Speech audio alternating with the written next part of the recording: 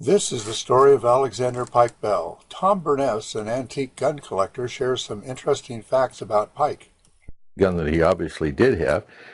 The gun that he obviously did have was probably the Spencer carbine right here, which is a Civil War, the gun that Lincoln shot on the White House lawn and then armed the Union troops with because it was such a popular gun. It was a repeater. It was quite durable. It shot 7 shots. It was a 52 caliber gun using a number 56 Spencer case, which this is the bullet, the cartridge right here. This is a loaded cartridge. Was a it carried approximately a 450 grain bullet, and it shot approximately 40 grains or 35 grains of black powder. Without looking it up, I don't exactly know what it was it used. It loaded through the rear right here through this tubular magazine. These would slip down in this tube like there, fit down in there. It held 7 rounds, and you put this back in here, up like that. Put this away because we're not loading it.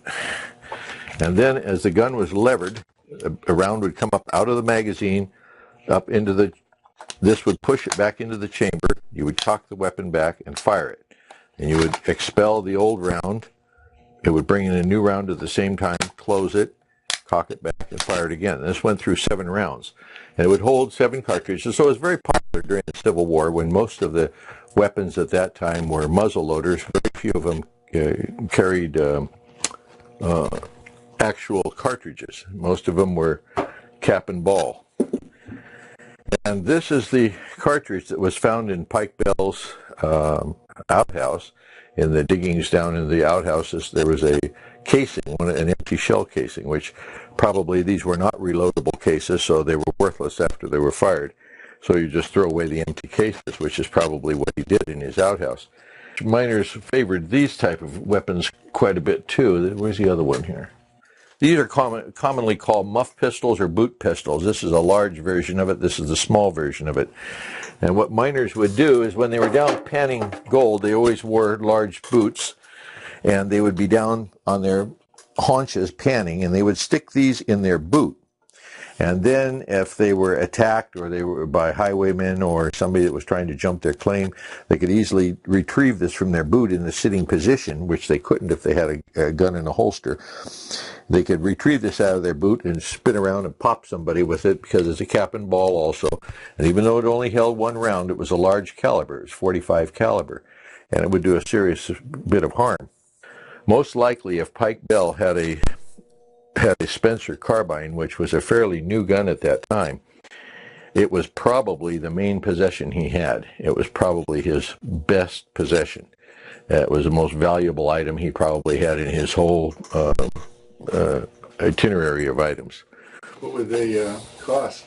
Well, they didn't cost, of course, relative to now, they were about a $20, $25 gun. Of course, that's when people were working for $5 and $10 a month. So we were looking at a 3 or 4 used gun. It probably was at least 2/3 of that value. I discovered an L-shaped floor plan of Pike Bell's house showing a wraparound porch and a geological map of the area. Looking west on Bell Road across Highway 49, one can see how steep Ball Hill becomes as you go up to the Bell homestead. After you pass Miyagi's gym, you can begin to see the field on the left that contains ruins of the Bell homestead.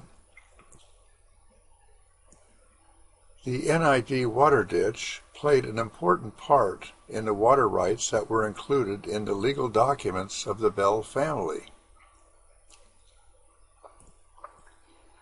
The viewpoint from the intersection of Deseret Road and Bell Road begins to show the distant hills and the Sierra Mountains. Doris Vieira, an active historian and booster of local restoration projects, graciously visited the Bell homestead site to discuss a possible historical marker. To see what Auburn was like in the area. I think it's just wonderful. We'll try and work out something. My committee is very anxious to do this and see sites like this and have people come and know what it was about. Pike Bell was quite an interesting character. he made a name for himself, that was for sure.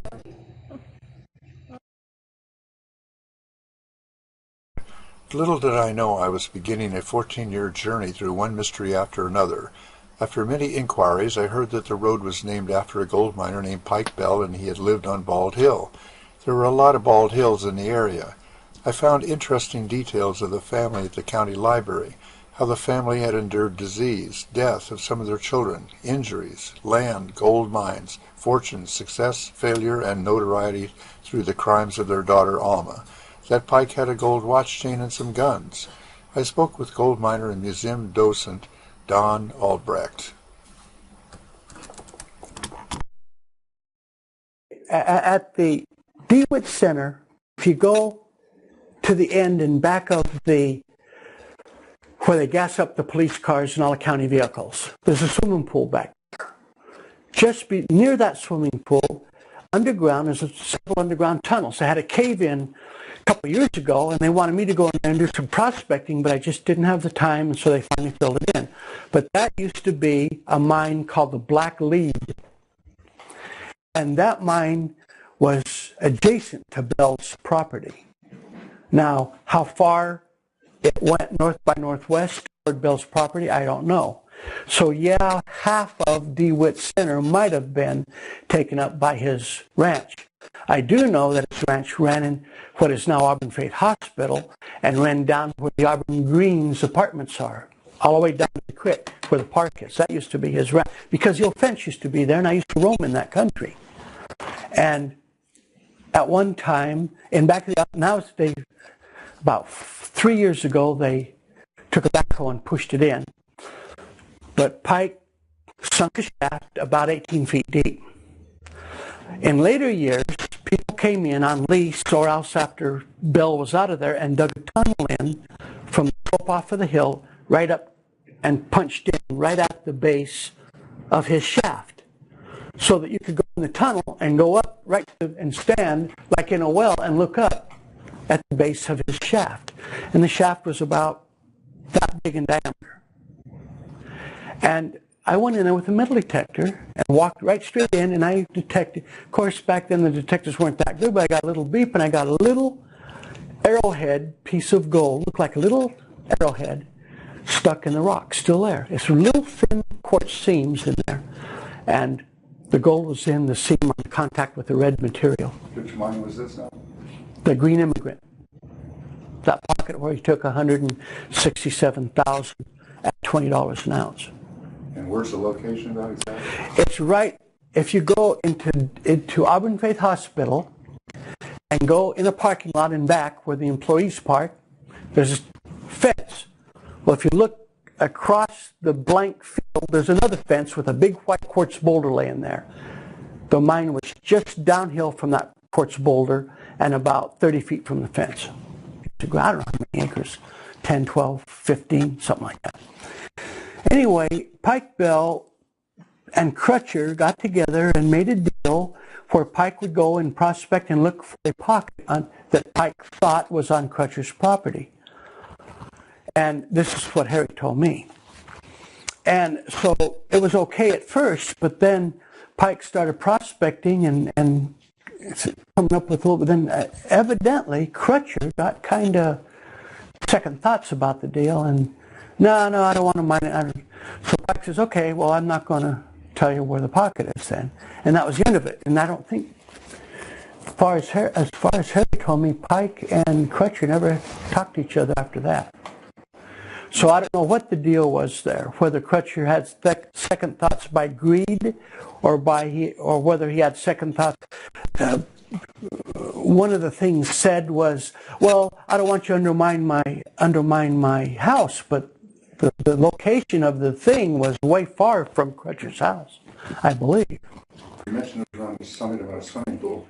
Yeah, up on top of the hill is the big house. Now, if that's Crutcher's house, then if that was Crutcher's house, well then, yeah, that was, because just in back of the house is a swimming pool. And when I was delivering mail up there, back in the 80s, a guy was remodeling the swimming pool, and they dug in and expanded it a little bit. It was just pretty much a V-shaped pool, and they wanted to elongate it. And when they dug the old pool out and they started breaking into the bedrock, they started coming across gold-bearing quartz. And that was where Pike had the idea that the seam was. And so the guy that owned the property just had him cover it back up, and he wanted a swimming pool in there. The gold didn't mean that much, but I saw a couple nice little pieces of gold, quartz and gold that came out of there. And it looked like that was where the pocket was that Pike and Crutcher had the out over. I found that Pike's golden watch chain had been sold to the Slade family in Auburn. More investigation determined that the Slades had sold the watch chain to someone else, and I heard of a Hazel Scott. Doris Vieira got me the telephone number of Mrs. Sanderson on Weimer Street in Auburn, who told me that she had received word that Hazel Scott, caretaker of Harry Rosenberry, a local banker, was now living in Sacramento. I interviewed Hazel Scott regarding her personal knowledge of Alexander Pike Bell. Yeah, I'm Hazel Scott, formerly of Auburn. Now I reside in Sacramento, California. I knew of Harry Rosenberry. I knew who he was from the newspapers, like that. And I was introduced to him by a very close friend who's now deceased by the name of Ethel Fields. He was looking for someone to look after he and his sister. I had never worked for anyone in their home before, so I was reluctant to go, but I did go. And I agreed to stay for 2 weeks until he could find someone. And his sister was a real challenge. And we got into an argument one day, and she said, I never had anyone to talk to me like that before. And I said, I bet you haven't either. And I thought she was going to fire me, and she didn't. And I kept waiting for her to fire me. Well, she never did. And I didn't look for another job. I just stayed. That was Sophia. It wasn't a really bad argument. She didn't want to get out of bed for a bath, so I gave her a bath and made the bed up with her in it. And I forget what she said, but I turned her off kind of short.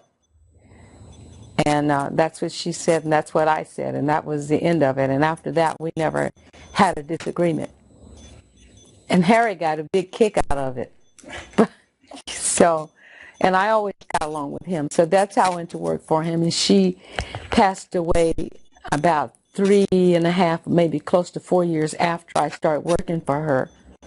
And then I continued to work for him because he said that he was losing his vision and he didn't have any family. So would I stay? And for a while, and I said, yeah, I would. And so I stayed, and I worked for him for 18 years and 9 months. No, I knew Harry had the watch chain. It was in the house for a long time, and I used to see it all the time. And then he had some other gold and stuff in the house. So one day I told him that he needed to take the gold and the watch chain and all that stuff to the safe deposit box, and he did. And he sold it to Paul Schweitzer several years before he died. The Slade house was right across the street from Harry's house. So the Slade girls, there were 4 of them, were all older than Sophie and Harry because they taught Sophie and Harry when they were in grammar school. A couple of them were teachers. And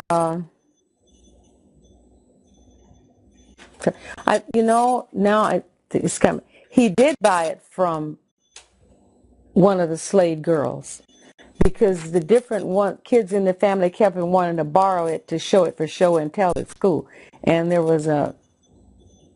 got into an argument about it. And the one that had it just sold it because she was tired of them, and she was the rightful owner of it. And so she was tired of the grandkids and great-grandkids always wanting to borrow it. So she sold it to Harry. To Harry, okay. And that's how Harry got it. And then Harry sold it. And then Harry sold it to Paul Schweitzer.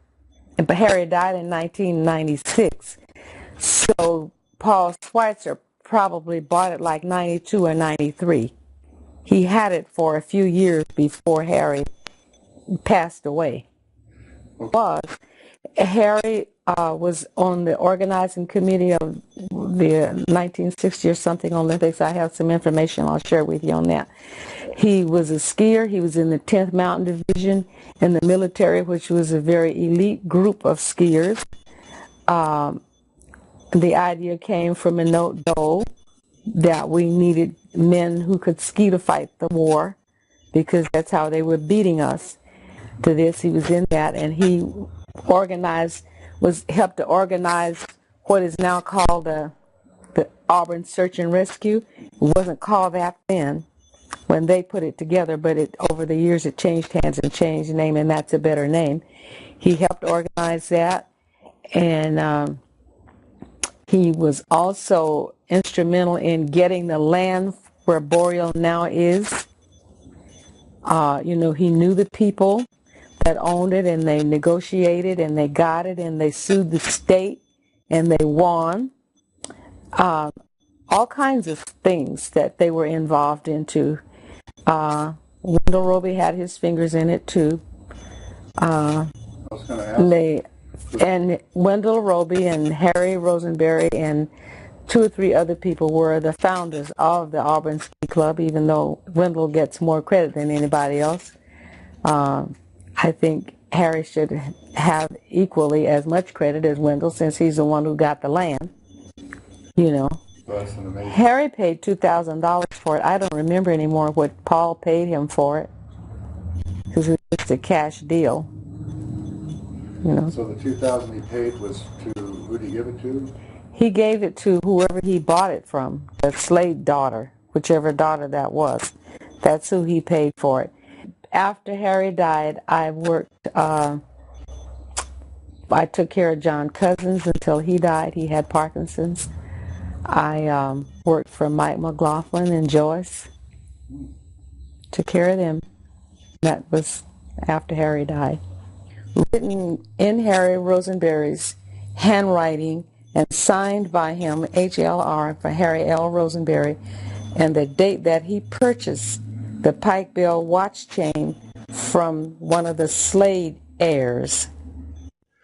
And based on the information I received from Hazel Scott, I was able to contact Paul Schweitzer in Vacaville and actually find Alexander Pike Bell's golden watch chain and hold it in my hands. Mr. Paul Schweitzer agreed to a videotape interview where he explained all the aspects of the watch chain and Pike Bell's pistol and rifle. A bonus of my visit with Mr. Schweitzer was a detailed archaeological description in 1990 of Alexander Pike Bell's homestead and its exact location, along with the locations of his gold mines. Much to my amazement, the homestead was located only 8 blocks from the DeWitt Theater. The land, which was originally part of the Bell homestead, and Bald Hill was a section of Bell Road by Deseret Drive, overlooking the foothills to the east. The archaeological excavation was completed by Dana E. Supernowitz from Placerville for the Assembly of God Church, which was purchasing the property. There was more than 2,000 recorded archaeological artifacts found at the homestead site of the Bell family, including medicines, rifle shell casings, dishware, and clothing. He apparently didn't wear it a lot because there's hardly any wear on the links. And generally you'll get the wear right in here because you got a round, and then this part is square. So where you get anything round and square, it has a tendency to cut into there. And you can see it's just like the day it was made. And this is the fob that is like a stirrup off of a racing horse. See here, that's a stirrup. And then there's a sample of the gold quartz, that's the white there, and then the other side is the black. And if you look, you see all the gold through the whole specimen is another good quality. When you look at these specimens here, you'll see that there's plenty of gold in there.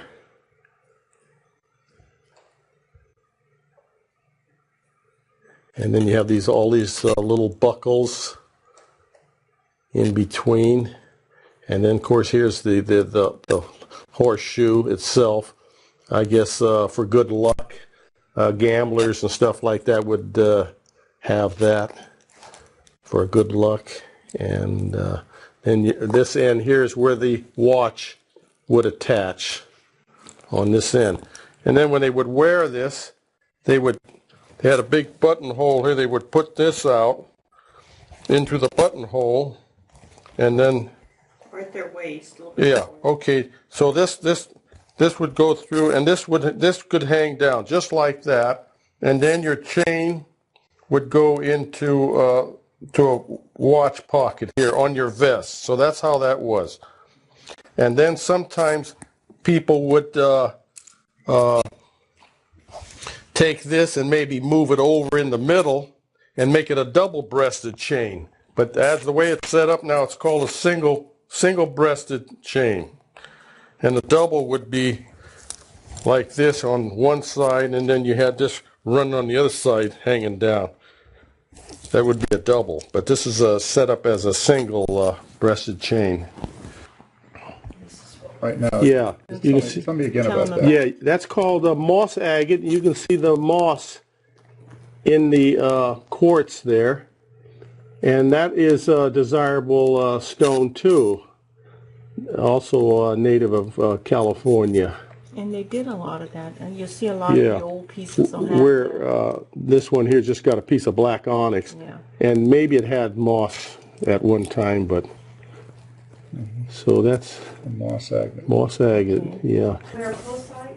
No, mariposite is the green, I believe. Yeah. You're looking at the opposite side of the fob. That's called a fob, and it's shaped like the black quartz there into a horseshoe stirrup. The other side is the white gold quartz. Yeah, you want to talk about the fob? Okay. Yeah, the fob on the end is the shape into a horse stirrup from a racing saddle, and then you're looking now at the black gold quartz. The quartz itself, does it have like a fern pattern or something? Well, some of it has like a fern pattern, right? When you look at it, you can see that some of it looks like fern, the fern. And on the end of the stirrup, there is a piece of fern quartz. They call that agate. Now, how is this quartz held inside this? Well, it's apparently held in. The material behind there is a reddish material that holds that in there. It must have been a sort of a cement that they used back in the 1850s and 60s. It's actually encased in. Pardon me? Yeah, and it's encased in this bezel, which fits very tightly, and it's pretty durable. But it naturally, if you dropped it or something, I've seen cracks in the quartz. It is very delicate. Unusual. Yeah. Pike's chain here is also unusual with between each link you have this heavy-duty gold links that tie into the links one to another, which is kind of unusual. Generally it's just a plain loop instead of that it's almost like a four-leaf clover looking thing when you're looking at it. It looked like four tubes. Yeah, like four tubes.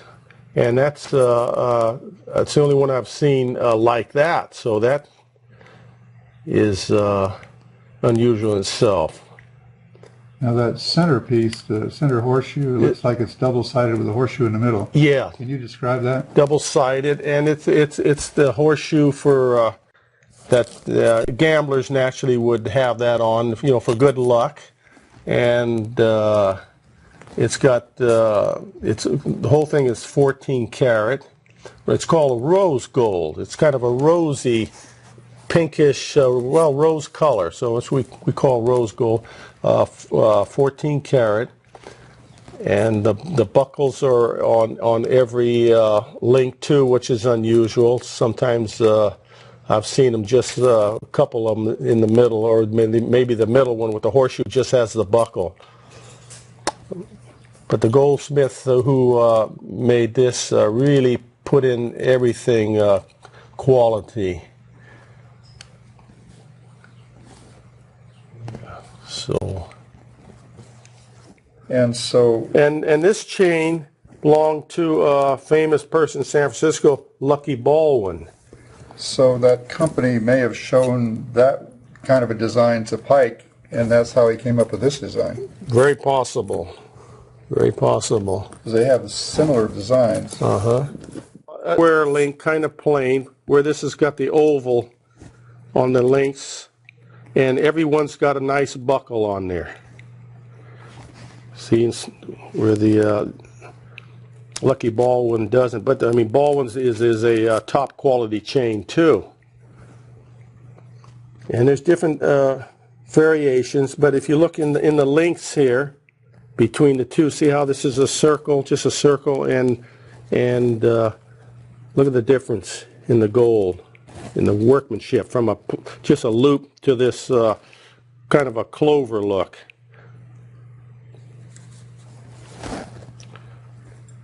And then the fobs are identical? Fobs are pretty good identical, except this has, Pike's Bell has the moss agate in there. And this is black onyx. Lovely piece of moss agate. And they both turn or don't? well, they don't. They don't turn. No, they're just hanging down. Let's see now. And it spins on an axle? Well, yeah. What it does, it just kind of, see this part would hang out on the vest and would just move around. 50s and the 60s, so the watches were very, very plain. Like this one here. This watch here was actually, they were the watches back in before 1852 were made in Switzerland and England. Put out some good watches. They were fusee movements, key wine, not a stem wine. You had a little key that you got in the back. And this one here was sold by Tucker and Company, San Francisco, another famous jeweler. So in the 1860s, it's possible that Pike could have had a watch like this, a solid gold watch, kind of plain. He was influenced with his gold mining successfully. In the 1880s, he would have had a watch like this, which is more decorative, called multicolored gold. You have green gold in there, very fancy. You can see the racehorse there with a horseshoe collar around with some diamonds in there. A little, here's a jockey's whip and his cap, racing cap there. And you can see with the beautiful chain that Pike's had, he definitely would have a beautiful watch to go on the end there. So I heard of, like I say, the one watch, Harry said that he inquired about the watch when he got the chain, and he was informed that the watch that he wore on this chain was burned up in a fire. So how reliable that is. But most likely he had something on this order here to go with that chain. Two major vein systems in the Auburn area. There's the Auburn vein system, which is on the top of Bald Hill along Highway 49. You have several mines. There's a rich mine over on near the KOA campgrounds on the other side of the highway. There's several mines in the area. They're pocket mines in amphibolite. Then you have the Ophir vein system.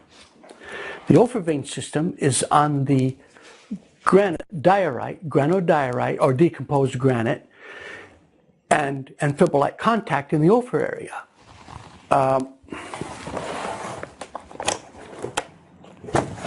This is a sample of material, quartz rock from the vein system up here. mostly pockety. This happens to be a little bit more in the quartz. Usually you'll find it right in the dirt. The gold will be free gold in red dirt. But at the time, the red dirt was rock, and the rock is decomposed. One other good example is the Auburn Fair parking lot. In August 1848, just after the gold discovery, even before the 1849 gold rush, the Auburn Fair parking lot, which was a rounded sugarloaf dome of red dirt, was completely mined out by the miners in the early days because it was so rich. Much of the talk of rich diggings in early California that President Polk got wind of by special courier, special messengers, made 2 trips to California before President Polk's December 1848 message to Congress, which said, yes, there is gold in California, and started the 1849 gold rush. Much of that information came from the Auburn Fair parking lot, which was called Rich Flat. Rich Flat has the same geological structure as the diggings up along 49.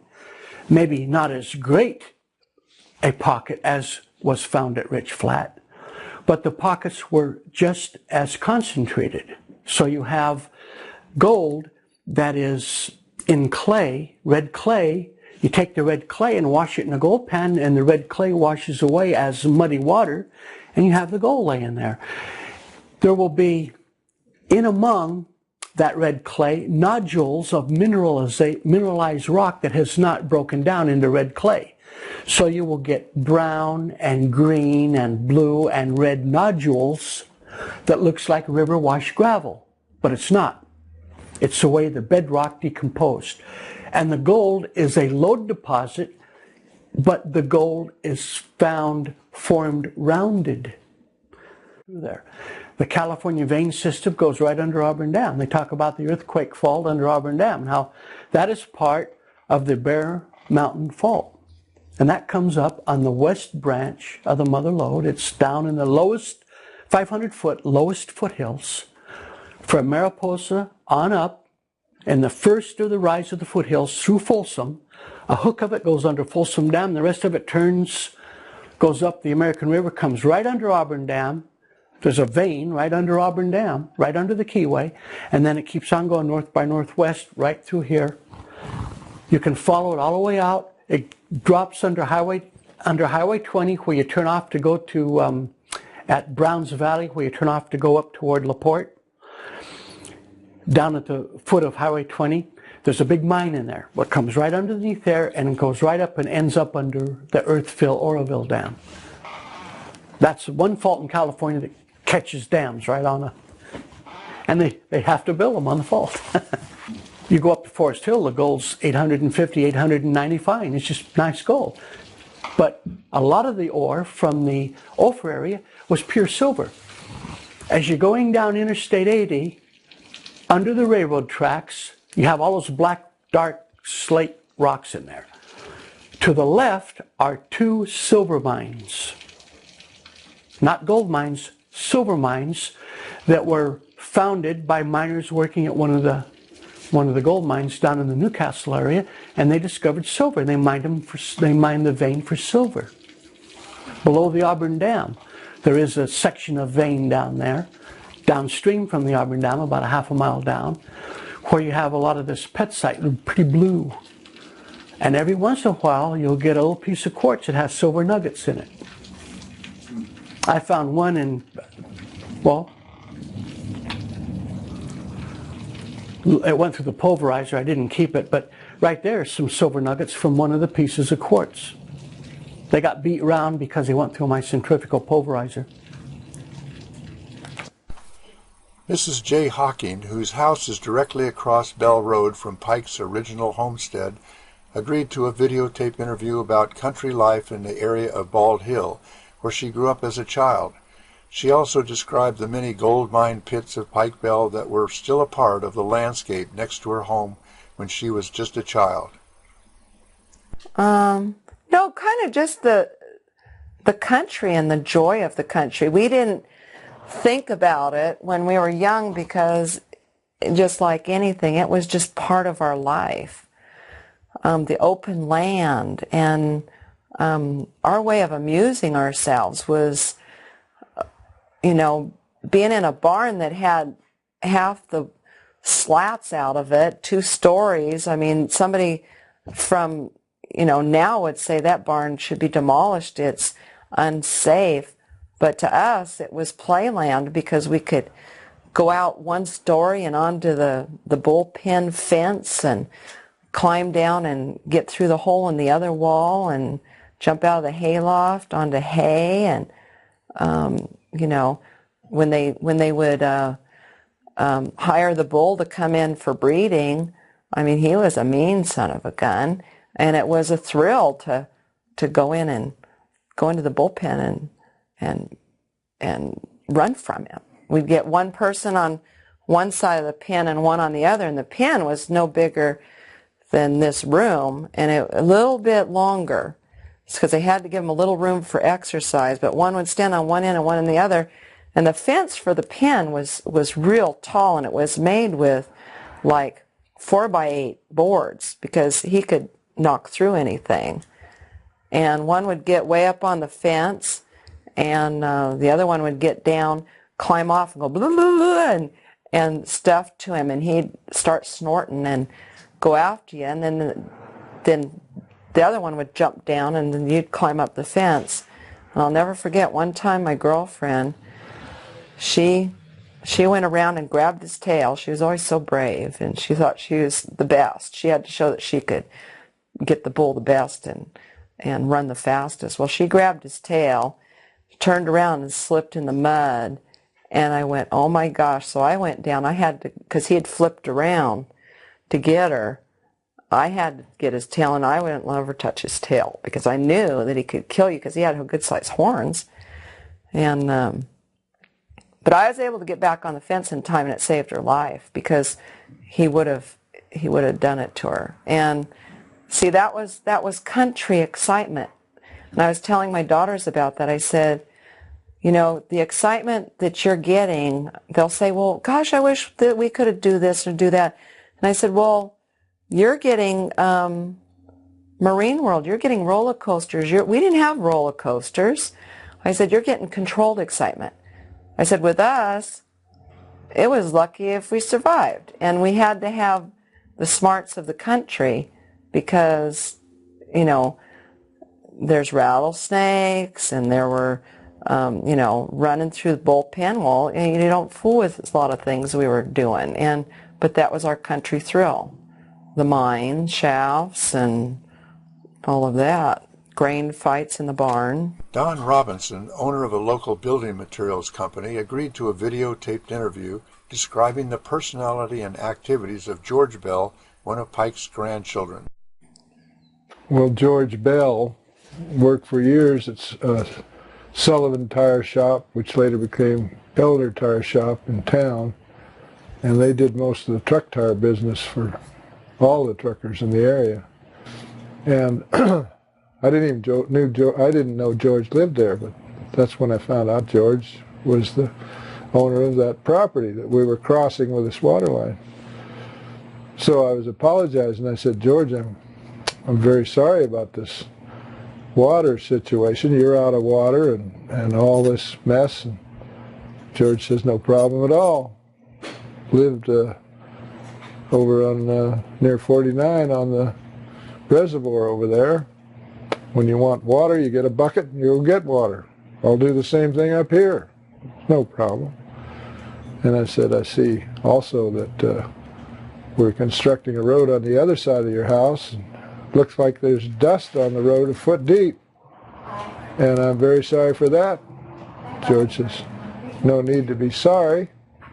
Wind blows the other way. I don't get any dust down here. He said, my wife is a little disturbed, though, about the whole situation. I said, where's she? I'll apologize to her.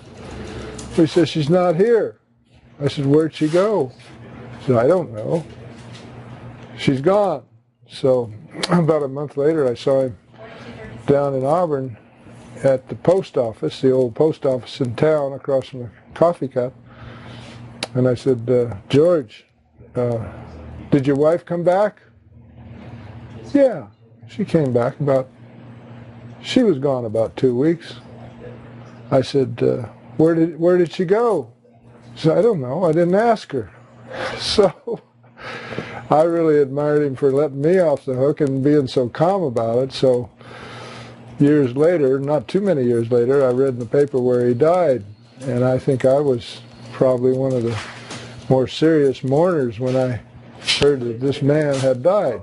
I think I really come to realize that he was a great man. Arthur Bell is the grandchild of Alexander Pike Bell, described the Bell family as well as the school the Bell children attended on Bell Road. His wife Ernestine was very helpful with the Bell family tree and information at the old Auburn cemetery. Ralph Gibson, museum's administrator, was very helpful in locating information about the life of Alma Bell. When did they build this school? Oh, years ago, because I went to school here when I was just a little kid. We used to walk down there where you turn around on Jugger Road. We lived down there at the end of the road. We come walk across, come out over here down the draw. We come out down in here. Well, now Pike Bell said that I thought that Pike Bell's kids went to the Columbia school. Yeah. They'd have to, because there was no other schools here. There's no other schools around here. Lone Star, and that's way up there on the other side of Goffling. Yeah, no, it would have to be. Just Columbia School. They had to go to Columbia School because it's the only school they had here. Well, there was mentioned in the paper that you had that the kids went to Rock Creek School. Yeah, which now no Rock Creek. No, they must have come to this one. This is because Columbia this School. It's been here for years and years and years. So it was Rock here Creek. before the 1900 then. Yeah. Oh yeah. And how can you describe it? What was it? One room? One big building. That's all it was, and it had a little peak on the top for the bell. You know, And like the old-fashioned. looked like a 4-inch pipe for a flag. Put a flag on, because we used to come up every day. We'd have to put the flag up and take it down. And all the Hubbards would walk across the field over here. I had one Japanese kid, he come from... But it was... Oh, you go down the road over to you. And he'd walk. One room? One big room, that's all it was. One big room. All the kids were... All the kids in one room. Who was the teacher? Calvin, I think. Calvin, No. woman teacher. You said it was Berkey's. No, No, she wasn't there. Calvin, I think her name was. She used to come out here in a Model T Ford. She'd come down by the Jugger Road, come up around over here. She'd pick us kids up who was walking along the road and give us a ride to I thought it was school. Berkey's.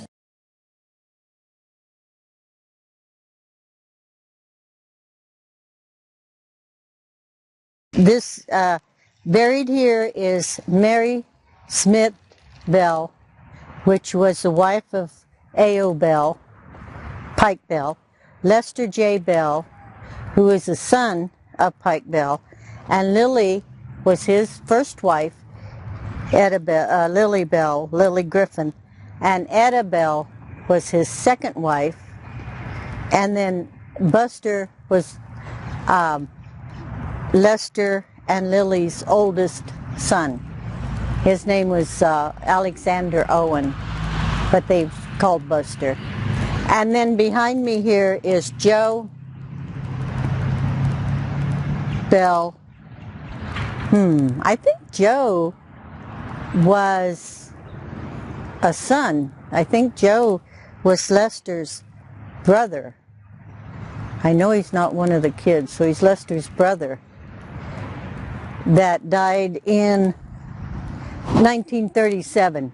Right over there is some headstones that are old, and a lot of historical people have been buried over there. The headstones are very old, the graves are very old, and there's a lot of history right Rattlesnake Dick, who was supposed to have been a notorious bandit, I guess, wasn't he, of this area, is buried over there. This collection of videotaped interviews was an adventure of discovery that led me to many people in 3 different towns. Few people in the California Gold Rush, or even after it, ever had the amazing good luck or the intuitive good fortune which followed Pike Bell as a pocket hunter. People who now live and travel on Bell Road probably do not know the historical significance of it, but there was only one Pike Bell.